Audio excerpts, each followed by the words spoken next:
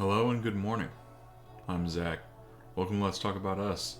It is Thursday. We are almost to the end of the week. But today, I've got a story that the right does not want you to hear. Either because they don't agree with it, or because they don't want people to know about it, or they just didn't think it was important. We're using Associated Press. They have 2 lean left ratings as well as a center rating by Adfontes Media, and 3 high factuality ratings. They are independently owned. California Governor Gavin Newsom signs laws to curb oil and gas pollution near neighborhoods. Okay. This is by Sophie Austin. It was updated at 2:14 on yesterday, my birthday.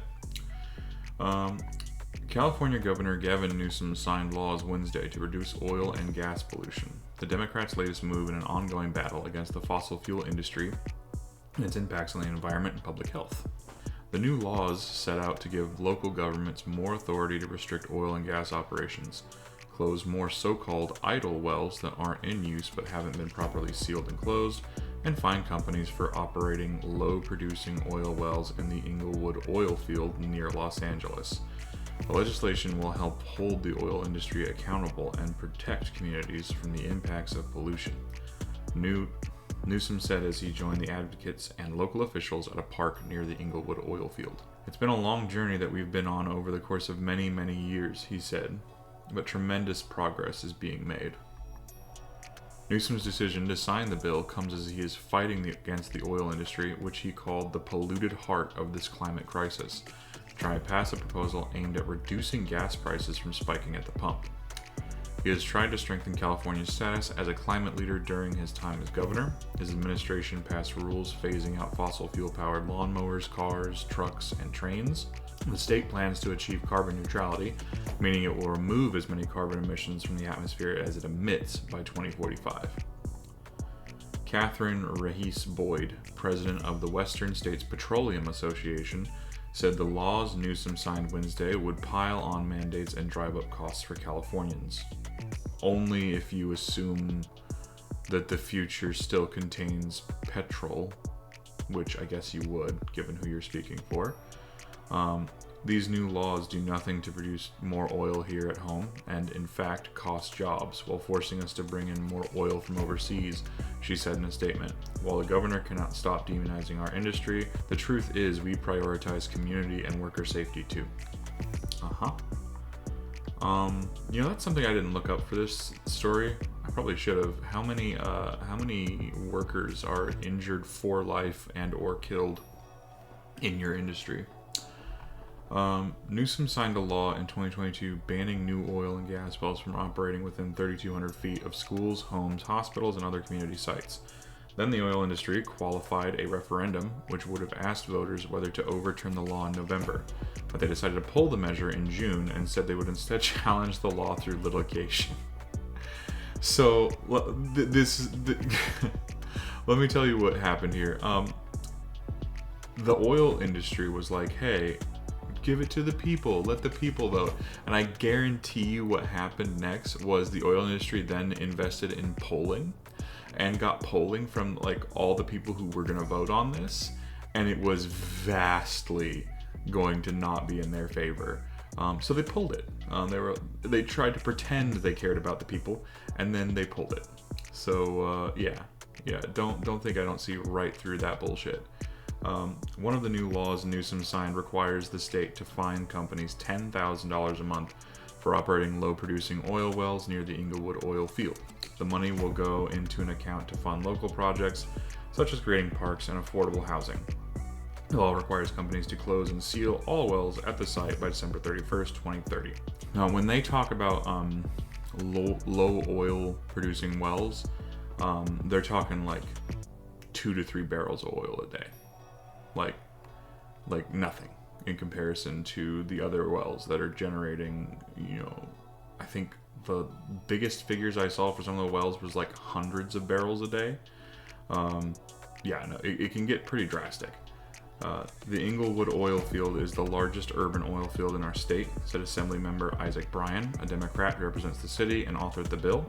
Its production in recent years has been marginal, but for decades the negative health impacts surrounding it have cost the nearby community with their life expectancy. This is the about section for the Inglewood oil field itself, like directly from the horse's mouth.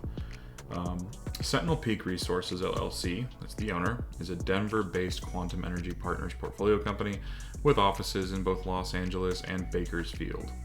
It's led by a team of seasoned industry professionals with extensive experience in the oil operations who have spent a majority of their careers in California. Okay. It's focused on acquisition, development, exploration of oil and gas assets.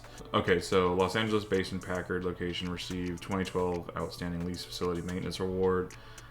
Jesus Maria Lease received the Outstanding Lease Facility Maintenance Award for 9 years from... I'm sorry, you have to go all the way back to 2008 and 2012. Okay. Received Occupational Excellence Achievements Award for 2010. Okay, sure. Received Occupation, again, 2010. Is this just them, like, trying to say, oh, we've never had anything bad happen?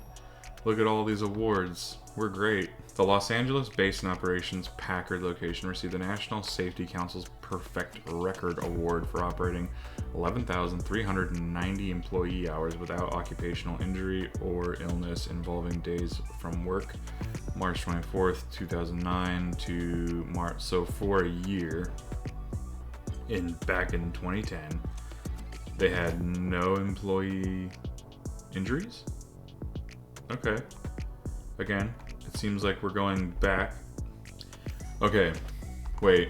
So they have this whole thing talking about all the great awards they've gotten, all the great things they've done on their about page. But then if you scroll down, the new owners, which is SPR, didn't even purchase, they weren't even involved in this company until 2016. So they're literally just like sitting here taking credit for the last company's, I guess, good work. Let's come over here. This is Clean Break. This is a organization that is trying to move away from oil and go into more renewable technologies. Health impact and regulations. Neighbors to the Inglewood oil field have raised concerns for years about exposure to toxic chemicals and smog forming gases. Many suffer from heart and lung disease, leukemia, lymphoma, lung cancer, nervous system damage, birth defects, and premature death. The LA County Department of Public Health is required to complete a health and environmental justice study of the impacts of the Inglewood oil field every 5 to 7 years. Our last study was published in April 2012. The county is currently working on their newest version. So, if the last time they did it was 2012 and they're supposed to do it every 5 to 7 years, shouldn't there have been a study in 2019? There is a long legacy of spills and disasters at the Inglewood oil field. In April 2021, which by the way is when after the SPC took over, right? SPC, SPR, Sentinel Peak Resources, because they bought it in 2016, so this is on them. Which is why when you saw their about section, they were just like, look at all these good things the Inglewood oil field's done, but that's all back before they bought them. In April 2021, a pipeline leaked 1,600 gallons of oil on the field in a July 2021 community event. In a July 2021 community advisory panel, oil operators alerted the public to a 60-barrel contaminated water leak. Jesus. In a July 2021 community advisory panel, oil operators alerted the public to a 60-barrel contaminated water leak after members of the public filed odor complaints. And in March 2021, oil operators alerted the public to a possible methane leak that is currently ongoing. Amazing. On April 1st, 2019, an oil spill ran down a hill along the gutter and down into a storm drain.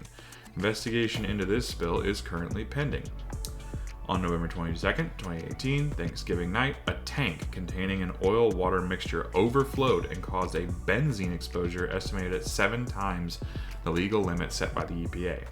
Benzene is a known carcinogen and may have extended as far as 4,100 feet from the spill location.